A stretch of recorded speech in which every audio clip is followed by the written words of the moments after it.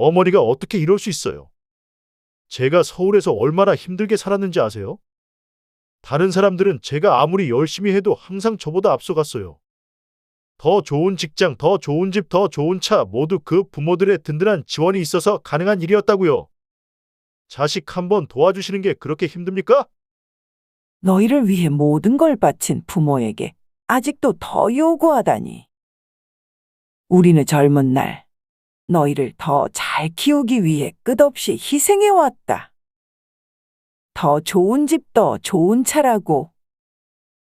이런 짐승만도 못한 것들. 먹고 싶은 음식까지 아껴가며 최선을 다해 뒷바라지했어. 그 희생 뒤에 너희가 한 게 뭐냐? 오랜 세월 동안 날 버려두지 않았느냐? 나는 끝까지 기다렸다. 언젠가 부모의 사랑을 깨닫고 다시 한 가족이 될 거라고 믿고 기다렸어. 그런데 뭐? 땅을 내놔? 도대체 뭐가 그렇게 부족해서? 공부하고 싶다고 하여 서울로 대학 보내고 학자금 대출 없도록 우리는 허리가 휘도록 일했다. 너희에게 줄 만큼 줬어. 더 이상 줄 것은 10원 한 푼도 없다. 내가 죽더라도 올 필요 없어. 장례도 치르지 말거라. 안녕하세요. 부엌사연 구독자 여러분. 저는 강원도 평창군의 작은 마을에 살고 있는 임정희입니다. 남편과 함께 귀촌하여 조용한 시골 생활을 시작한 지 몇 해가 지났습니다. 저는 올해 58, 이곳에서의 소소한 일상을 즐기며 살아가고 있답니다. 오늘은 몇 년 전 저희 마을에서 일어난 가슴 아픈 이야기를 나누고자 합니다. 마을 끝자락, 낡고 허름한 집에 홀로 지내시던 한 할머니가 있었습니다. 그분은 오랫동안 집을 떠난 자식을 기다리며 살아오셨죠. 날이 갈수록 기다림에 지쳐가셨지만 돌아오지 않는 자식을 그리워하며 매일을 보내셨습니다. 이 일은 저에게 깊은 깨달음을 주었습니다. 가까이서 함께하는 이웃들이 때로는 피를 나눈 가족보다도 더 큰 힘이 될 수 있다는 사실을 말입니다.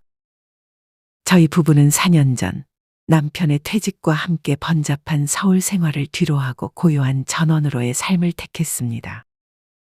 오랫동안 꿈꿔왔던 평화로운 시골 생활을 실현하기 위해 남편의 고향인 강원도로 향하게 되었죠. 처음엔 사실 낯선 시골 생활에 대한 걱정이 적지 않았습니다. 이 새로운 환경에서 잘 적응할 수 있을지, 이웃들과 어울리며 지낼 수 있을지 많은 고민이 들었어요. 특히 인터넷에서 보던 귀촌인과 원주민 간의 갈등 이야기가 마음에 걸렸습니다. 그래서 저희는 귀촌인들이 비교적 많이 모여 있고 서로 비슷한 고민을 나눌 수 있는 마을을 찾기로 했습니다. 결국 여러 마을을 둘러본 끝에 귀촌인과 원주민들이 조화롭게 어우러져 살아가고 인심도 좋은 지금의 마을에 보금자리를 마련했습니다. 여보, 우리 어릴 때 시골에서 자랐잖아. 그때의 경험도 있으니 잘 적응할 수 있을 거야. 그러게 그때는 마당에서 뛰어놀던 기억이 많지. 그 시절처럼 소박하게 살아보는 것도 좋을 것 같아. 맞아. 이렇게 둘이 조용히 사는 것도 나쁘지 않지. 게다가 이 마을 사람들도 참 친절하잖아. 나도 그게 참 다행이라는 생각이 들어. 처음에는 걱정했는데 이웃분들이 따뜻하게 맞아주셔서 마음이 놓여. 남편의 말대로 저희는 점차 시골 생활에 익숙해져 갔습니다. 작은 텃밭을 가꾸며 직접 채소를 키우고 일이 없을 때는 이웃의 밭일을 도우며 자연스레 마을 사람들과 친해졌습니다. 아침마다 창밖으로 보이는 아름다운 산과 들을 바라보며 하루를 시작하는 것도 참 좋았어요. 그리고 텃밭에서 땀 흘리며 일하고 옥수수와 감자 같은 작물을 키워 이웃들과 나눌 때의 즐거움은 도시에서 느낄 수 없었던 새로운 활력소가 되었습니다. 처음 걱정했던 이웃과의 갈등은 거의 없었어요. 오히려 무뚝뚝해 보이던 마을 주민들도 금세 저희를 가족처럼 대해주셨고 외지인이라고 차별하지 않고 따뜻하게 맞아주셨습니다. 그런데 시골 생활에 적응해 가던 중 한 분이 계속 마음에 걸리기 시작했습니다. 마을 한 귀퉁이 낡고 허름한 집에 홀로 계신 할머니였어요. 그분은 언제나 대문 앞 작은 의자에 앉아 쓸쓸한 표정으로 마을 입구 쪽 길을 바라보고 계셨습니다. 칠수는 훌쩍 넘으신 듯한 연세였죠. 매일 같은 시간, 마치 누군가를 기다리는 듯 고요히 앉아 계시는 모습이 인상적이었습니다. 마을 사람들은 오가며 할머니께 말을 걸고 가끔은 집에 먹을 것도 챙겨다 드리는 것 같았습니다. 저와 할머니 사이에는 특별한 인연이 없었지만 왠지 모르게 마음이 쓰였어요. 그래서 어느 날 이웃 아주머니에게 할머니에 대해 슬쩍 물어보았습니다. 저기, 할머니는 왜 항상 저렇게 혼자 앉아 계시는 걸까요? 제 질문에 아주머니는 잠시 안타까운 표정을 짓더니 안타까운 목소리로 대답해 주셨습니다. 저 할머니 이 마을에서 오래 사셨어. 할아버지가 살아계실 땐 참 인자하셔서 동네 평판이 좋았지. 두 분 다 보건소에서 일하시며 지식인이라 마을 사람들도 존경하고 따랐거든. 아주 부자는 아니어도 살림도 부족함 없이 넉넉했는데 저 집 아들 둘이 할아버지 돌아가시고 나서 집에 있는 현금을 모조리 빼앗아 갔다지. 서울에서 사무실을 개업한다고 하면서 참 인성이 바른 분들이셨는데 자식들은 왜 그런지. 저기에 매일 앉아 계시는 건 떠나간 자식들 기다리시는 거야. 벌써 코빼기도 안 비친 지 10년이 다 되어 가는데 참 가슴 아프지. 10년째 어머니를 찾지 않는다고요? 세상에나? 그 이야기를 듣는 순간 마음이 무겁게 내려앉았습니다. 재작년에 돌아가신 친정어머니 생각이 겹쳐지면서 더욱 가슴이 아팠어요. 어머니를 마지막으로 떠나보낸 슬픔이 아직도 제 마음 깊은 곳에 남아 있었기에 할머니의 쓸쓸한 모습이 남의 일처럼 느껴지지 않았습니다. 그 후로 할머니를 외면할 수 없더군요. 곧 할머니께 다가가 인사를 드렸고 그날부터 저도 다른 마을 사람들처럼 찾아가 말벗이 되어드리고 음식도 챙겨드리기 시작했습니다. 처음엔 낯선 저를 경계하시던 할머니도 시간이 흐르면서 점점 마음을 열기 시작하셨습니다. 서너 달쯤 지났을 때는 어느새 제가 할머니를 어머니라고 부르며 정성껏 챙기게 되었어요. 할머니도 저를 서울댁이라 부르며 갈 때마다 반갑게 맞아주셨고 그렇게 서로에게 든든한 의지가 되어가고 있었습니다. 어머니 햇살이 이렇게 뜨거운데 또 나와 계세요. 제가 시원한 식혜 좀 가져왔어요. 서울댁 왔는가? 참 고맙네. 여기 와서 앉게. 같이 마시지. 할머니와 담소를 나누는 시간은 어느새 제 하루의 중요한 일과가 되어 있었습니다. 시원한 식혜를 나눠 마시며 도란도란 이야기를 나누는 순간들은 저에게도 큰 위안이 되었죠. 어머니 뭘 그렇게 매일 기다리세요? 아무도 안 오는구먼. 제가 이렇게 이야기할 때마다 할머니는 쓸쓸한 눈빛으로 먼 들판만 바라보셨어요. 내 아이들이 아직도 눈에 선해. 키울 때는 참 귀엽고 예쁜 아이들이었지. 아들 둘이 모두 공부를 잘해서 서울로 갔는데 서울 생활이 너무 고됐던 모양이야. 여기서 잘할 때랑은 많이 달라지더라고. 그래도 참 애써서 직장 잘 다니고 결혼까지 했어. 손주들이 지금쯤 몇 살이나 되었을지. 가끔 할머니가 자식 이야기를 꺼내실 때면 눈시울이 붉어지곤 하셨습니다. 재산을 거의 다 가져가고 10년이 다 되도록 한 번도 찾아오지 않는 자식들이지만 부모의 마음속에는 여전히 모처럼 깊이 박혀 잊히지 않는 존재였죠. 할머니의 쓸쓸한 모습을 볼 때마다 저도 자식을 둔 부모로서 마음이 무척 아팠습니다. 그럴 때면 저는 할머니의 손을 꼭 잡고 따뜻하게 위로의 말을 건넸습니다. 어머니 너무 쓸쓸해하지 마세요. 앞으로 제가 딸처럼 더 자주 찾아뵐게요. 사실 제 친정어머니가 재작년에 돌아가셨어요. 살아계실 때 더 잘해드리지 못한 게 한이 되더라고요. 어머니 볼 때마다 돌아가신 친정어머니가 많이 생각나요. 같은 연배셨거든요. 지금 어머니 잘 보살펴드리며 저도 한 풀이라도 조금은 하려고요. 서울댁 고맙네 고마워. 제 진심이 전해졌는지 할머니도 눈시울을 붉히며 제가 꼭 잡은 손을 힘주어 잡아주셨습니다. 그렇게 할머니와 저희 평화롭고 따뜻한 시간은 이어졌습니다. 하지만 그 고요한 일상도 잠시뿐이었습니다. 어느 날 마을 전체를 술렁이게 하는 큰 소식이 들려왔습니다. 바로 마을 근처에 새로운 국도가 뚫린다는 소식이었죠. 서울에서 강원도까지 반나절 만에 닿을 수 있다는 이야기와 함께 강원도 전체가 땅값과 개발 이야기를 두고 떠들썩해졌습니다. 새로 생길 도로가 마을 가까이 지나가면서 부동산 가격이 크게 오르기 시작했고, 일부 마을 주민들은 도로 부지로 포함된 땅에 대한 보상금을 받게 되었습니다. 한적하던 시골이 갑자기 들썩이며 외지인들이 부쩍 찾아오기 시작했고, 이윽고 작은 공인중개사 사무실들이 하나둘 들어섰습니다. 조용하던 마을은 어느새 새로운 활기로 가득 차기 시작했습니다. 그러나 이러한 변화가 모두에게 긍정적인 것만은 아니었습니다. 땅값이 오르고 갑자기 외지인들이 몰려들면서 마을의 평화롭던 분위기가 점차 사라지는 것 같아 아쉬움도 남았죠. 어느 날 평소처럼 할머니 댁을 찾았습니다. 그런데 집 앞에 낯선 외제차들이 주차되어 있는 것이 눈에 들어왔습니다. 순간 불길한 예감이 스쳤고 긴장된 마음으로 대문을 열고 들어가 보니 예상치 못한 광경이 펼쳐져 있었습니다. 오랜 세월 동안 한 번도 찾아오지 않았던 할머니의 자식들이 돌아와 있었습니다.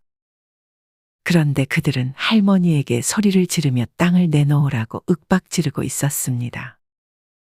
그 장면을 목격한 저는 충격과 분노로 할 말을 잃었습니다. 어머니, 이 땅 보상금이 얼마나 되는지 아시긴 하세요?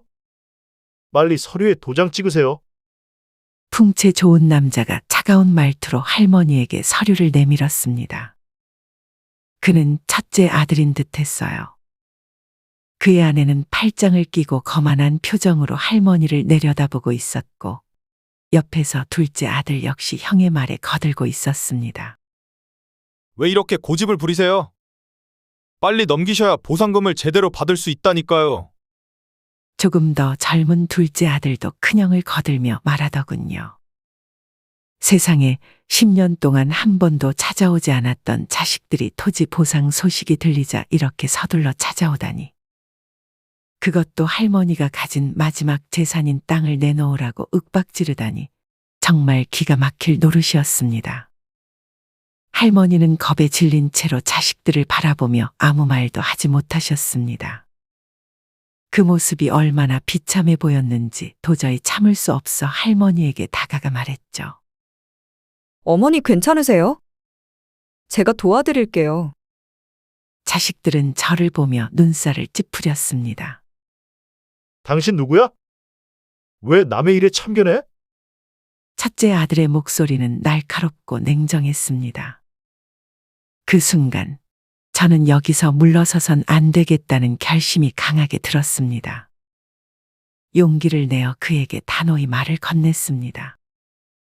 저는 이분을 돌봐드리는 이웃이에요. 자식이라는 사람들이 이래도 되는 거예요?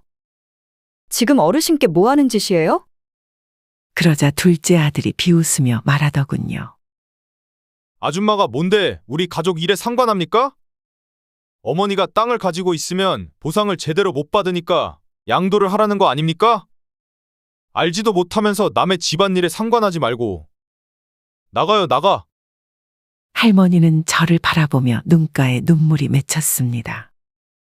충격을 받으신 듯 아무 말도 잊지 못한 채 떨고 계셨죠. 저는 그런 할머니의 손을 꼭 잡고 단호하게 말했습니다. 어머니 제가 딸처럼 보살펴드리기로 했잖아요. 가족이라면 서로 아끼고 도와야죠. 제 말에 첫째 아들은 어이없다는 듯 혀를 차며 여전히 냉정하고 무서운 목소리로 대답했습니다. 정말 어이가 없네. 저리 안 비켜요. 어머니 빨리 여기에 도장 찍으세요. 저는 한 걸음 더 앞으로 나가며 아들에게 호통을 쳤어요. 당신들 어머니를 이렇게 몰아붙일 자격이 있어요? 어디서 짐승만도 못한 행동을 해? 썩 나가지 못해요? 그때 소란스러운 소리에 이끌려 동네 사람들이 하나둘씩 할머니 댁으로 모여들기 시작했습니다. 사람들은 이게 무슨 일이야 하며 한마디씩 거들었고 상황을 본 두 아들은 당황한 기색이 역력했습니다. 여전히 불만스러운 표정이었지만 더는 밀어붙일 수 없다고 생각했는지 슬슬 물러나는 듯했습니다. 결국 두 아들은 두고 봐라 다시 오겠다며 으름장을 놓고는 집을 나섰습니다. 그들의 차가 떠나는 소리가 점점 멀어지자 저는 그제야 안도의 한숨을 내쉬었습니다. 자식들이 나가고 나서야 할머니는 긴장이 풀리셨는지 마치 혼절하듯 자리에 주저앉으셨습니다. 어머니, 괜찮으세요? 저는 깜짝 놀라 얼른 할머니를 부축해드렸지만 할머니는 힘없이 자리에 누우시며 아무 말도 하지 않으셨습니다. 마음의 상처가 너무 깊으신 듯했어요. 10년 만에 찾아온 자식들이 재산 문제로 자신을 윽박지르고 떠났으니 그 충격이 얼마나 컸겠습니까? 그날 저는 할머니 곁을 오래 지켜드리며 마음을 달래드리려 했고 밤늦게서야 집으로 돌아올 수 있었습니다. 하지만 마음이 무척이나 무거웠습니다. 할머니께서는 마을에서 조금 떨어진 곳에 땅을 가지고 계셨습니다. 젊으셨을 때 할아버지와 함께 모은 돈으로 마련한 귀한 땅이었죠. 할아버지가 돌아가신 후로는 그 땅을 다른 사람에게 임대해 생활비를 충당하셨습니다. 그런데 이번에 그 땅이 국도 부지로 포함되면서 할머니는 꽤 큰 보상금을 받게 될 예정이었어요. 못해도 5억 이상이라고 했으니 이제 좀 편안하게 지내시겠다고 마을 사람들이 축하하던 참에 자식들이 찾아와 한바탕 소란을 일으킨 것입니다. 다음 날 마을 사람들은 모이면 할머니 두 아들의 폐륜을 한탄하며 혀를 찼습니다. 저 역시 그 일을 잊을 수 없어 그날 이후 매일 아침 일찍 할머니 댁을 찾아가 돌봐드리기 시작했습니다. 처음엔 아무 말씀도 없던 할머니께서 며칠이 지나자 슬픔에 가득 찬 한탄을 조용히 꺼내 놓으셨습니다. 내가 자식을 잘못 키웠나 보네. 잘못 키워서 지금 뭘 받는 게지? 어머니 무슨 말씀을 그렇게 하세요? 자식이라는 게 사람 마음대로 되는 게 아니잖아요. 이제 그만 기운 좀 내세요. 첫째 아들, 장수가 공부를 참 잘했어. 시골에서 키웠는데도 그렇게 잘 자라줘서 그땐 얼마나 고마웠는지 몰라. 장수 아버지랑 우리 아들 서울에서 당당하게 공부시키자고 같이 얼마나 열심히 일했는지. 그땐 학비 낸다고 보건소 일 말고도 농사일이며 농기구 관리 일이며 삭바느질까지 하루에 일을 2개, 3개씩 했다네. 그런데 다 소용없는 일이었네. 다 소용없는 일이었어. 그때 할머니의 슬픈 표정이 얼마나 깊게 각인되었는지 지금도 눈앞에 선합니다. 이런 일이 다시는 반복되지 않기를 바랐지만 일주일 후에 두 아들이 또 찾아와 행패를 부렸습니다. 그날 저는 할머니 댁에서 음식을 준비하고 있었습니다. 그런데 대문 앞에 차가 멈추는 소리가 들리길래 불길한 예감이 들었죠. 예상대로 그 몹쓸 자식들이 또 찾아왔습니다. 그들은 어두운 표정으로 어슬렁거리며 마당으로 들어왔고 그 모습을 본 할머니의 얼굴은 순식간에 굳어졌습니다. 그러다 저를 발견한 순간 두 아들의 표정이 더욱 험악하게 변했죠. 첫째 아들은 저를 보자마자 거칠게 소리를 질렀습니다. 아줌마 뭐야? 뭔데 남의 집에 들어와 있는 거야? 아직도 이놈들이 정신을 못 차리고 여기가 어디라고 또 들어와? 아줌마 당장 나가시라고요. 둘째 아들은 거칠게 제 손목을 움켜잡고 대문 쪽으로 끌고 나갔습니다. 저는 반항할 새도 없이 그대로 바깥으로 쫓겨나 버렸죠. 그들의 무서운 분위기를 보니 이번에는 단단히 마음먹고 온 듯했습니다. 저는 급히 집에 있는 남편에게 전화를 걸어 도움을 요청했고 할머니와 평소 친하게 지내던 아랫집 아저씨에게도 사정을 알렸습니다. 할머니 집에 큰일이 날 것 같다고요. 아랫집 아저씨는 제 말을 듣자마자 한 걸음에 달려와 주셨습니다. 모두 함께 할머니 집 대문을 열고 들어서자 안에서 펼쳐진 광경은 끔찍했습니다. 두 아들은 할머니를 한쪽 구석에 밀쳐둔 채 집안 곳곳을 난폭하게 뒤지고 있었습니다. 그 모습은 강도와 다름없었고 보는 이의 마음을 참담하게 만들었습니다.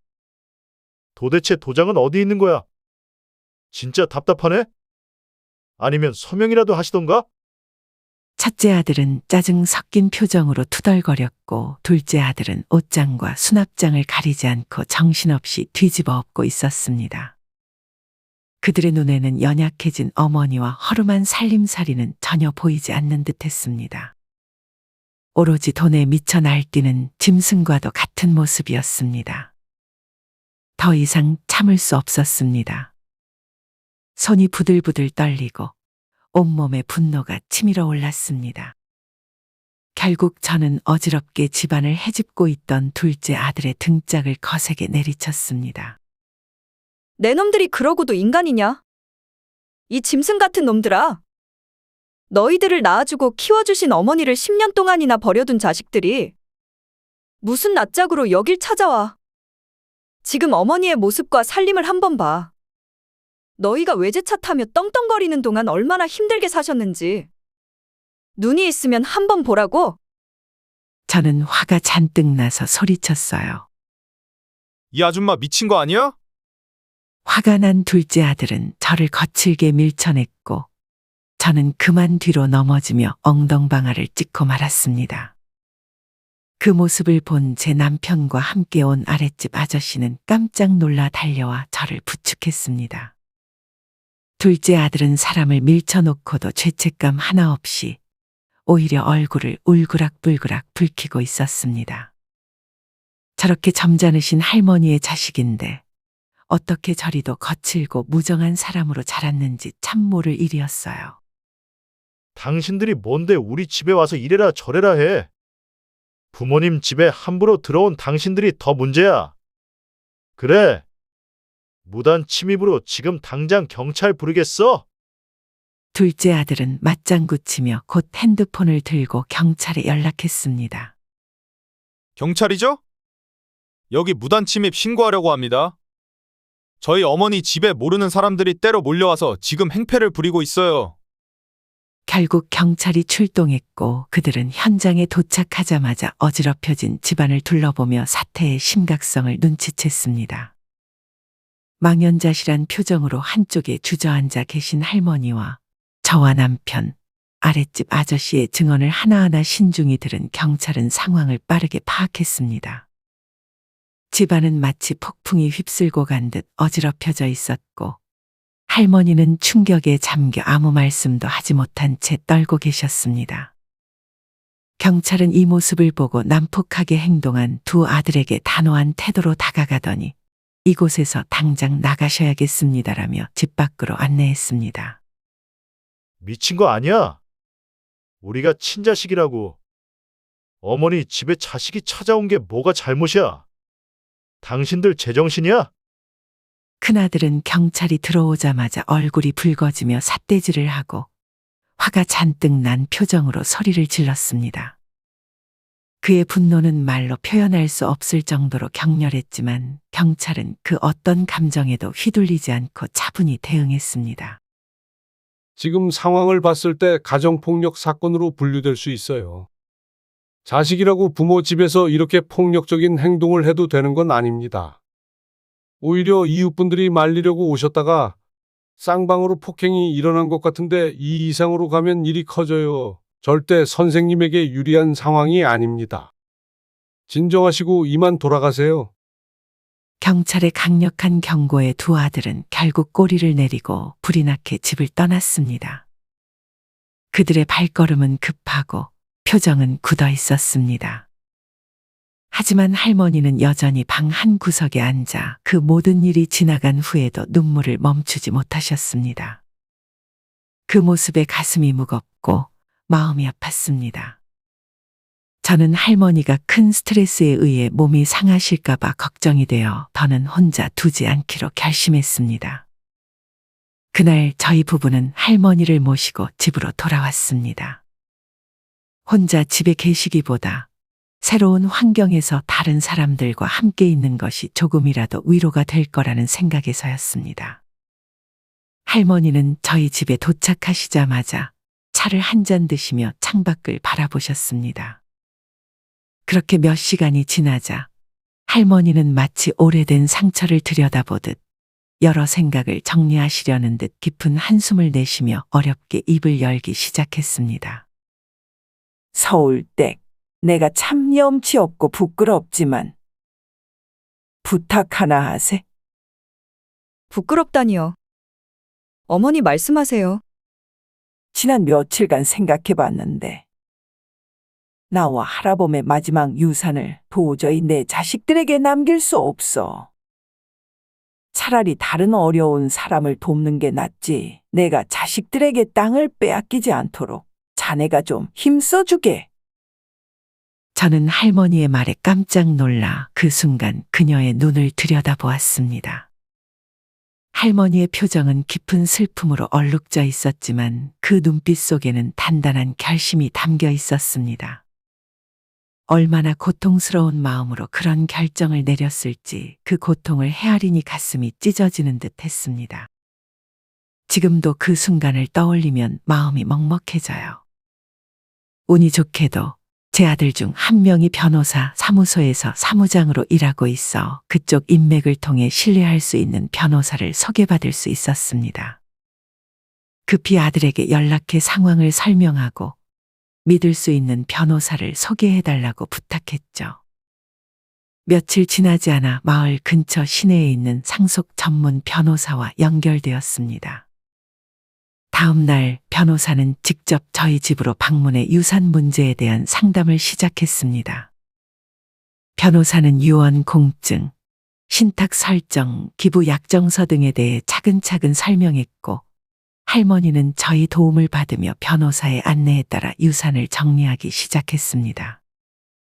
먼저 할머니는 유언 공증을 통해 자식들에게 유산이 상속되지 않도록 조치를 취하셨습니다. 그 후 보상금 중 일정 금액은 할머니의 노후 자금으로 남기고 나머지 금액은 혼자 지내시는 어르신들을 돕기 위한 기부로 정리하셨죠. 마지막으로 기부 약정서까지 작성하여 기부처를 명확하게 명시했습니다.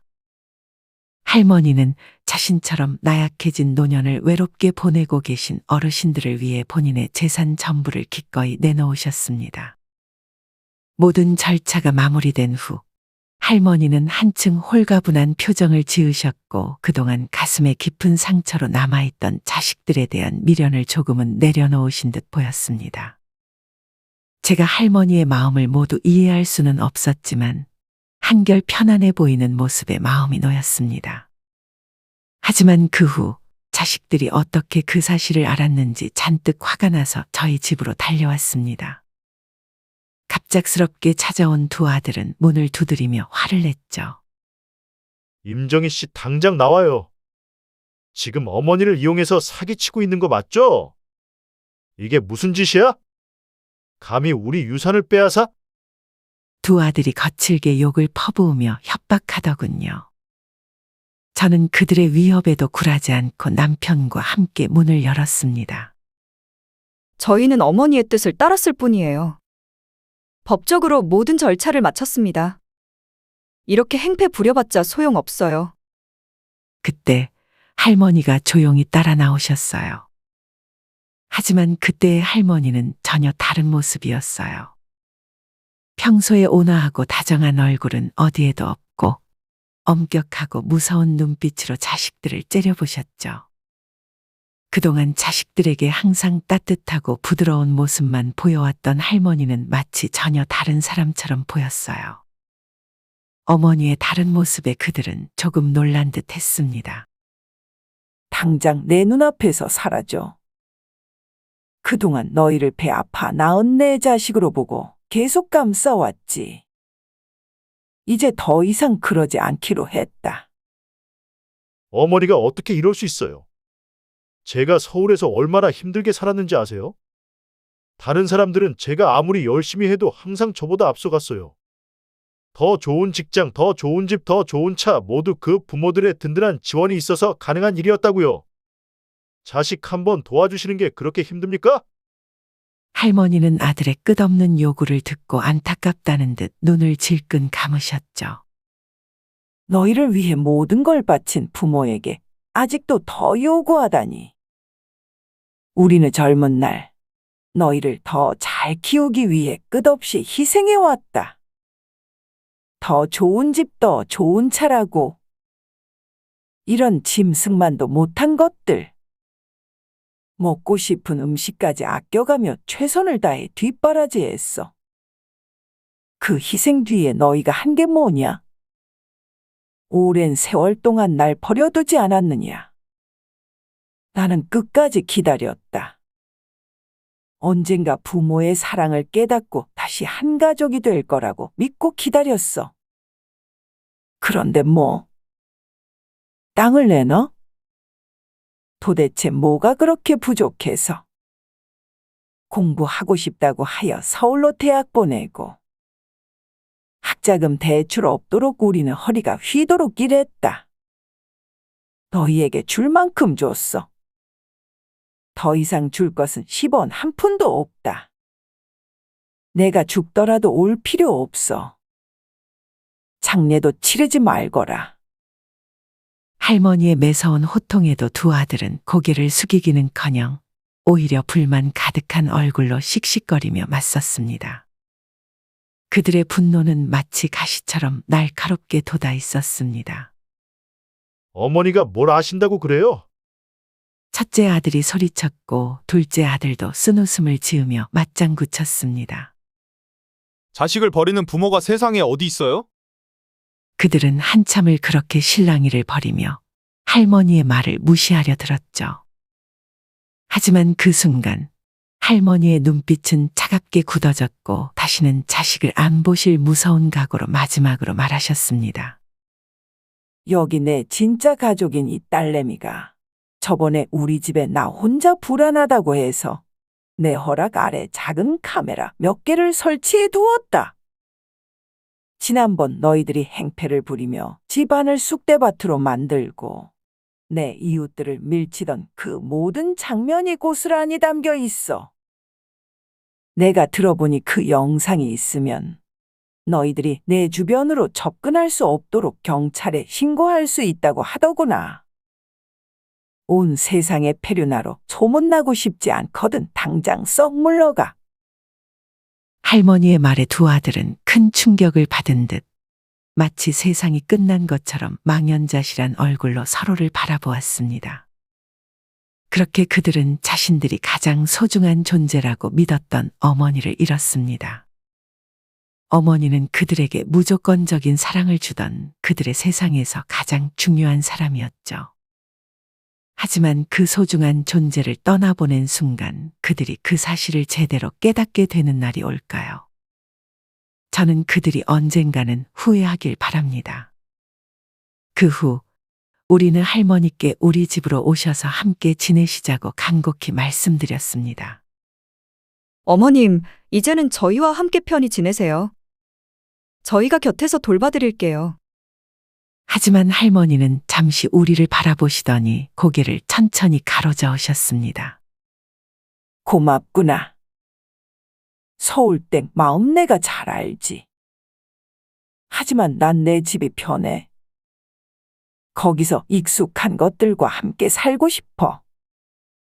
할머니는 고개를 들고 우리를 향해 따뜻한 미소를 지으며 그토록 편안해하시던 본인의 집으로 조용히 돌아가셨습니다. 그렇게 두 아들이 돌아올 일은 없었지만 할머니는 여전히 종종 대문 밖으로 나가 마을 입구의 길을 내려다보셨습니다. 그 눈길 속에는 기다림이 묻어 있었죠. 하지만 예전처럼 매일 그 자리에 계시지는 않았습니다. 시간이 흐르고 할머니는 점차 밝아지셨고 이웃들과 함께하는 시간을 더 많이 가지려 노력하시기 시작했죠. 마을 사람들은 여전히 할머니를 찾아가 말동무가 되어드리고 좋은 음식이 있으면 나누며 함께 시간을 보냈습니다. 앞으로도 기쁜 일과 슬픈 일 모두 함께하며 오래오래 건강하셨으면 해요. 요즘 뉴스를 보면 한국 사람들이 세계에서 유일하게 가족보다 물질적 성공을 더 중요하게 여긴다고 하죠. 그 이야기를 들으면 정말 씁쓸한 마음이 듭니다. 우리가 사는 세상이 얼마나 차갑고 각박한지 그런 소식은 늘 나에게 새삼스레 그 현실을 깨닫게 합니다. 하지만 저는 이 작은 마을에서 살면서 직접 경험한 것이 있습니다. 사람들이 서로 의지하고 정을 나누며 사는 것이 결코 돈으로 측정할 수 없는 가장 큰 행복이라는 사실을요.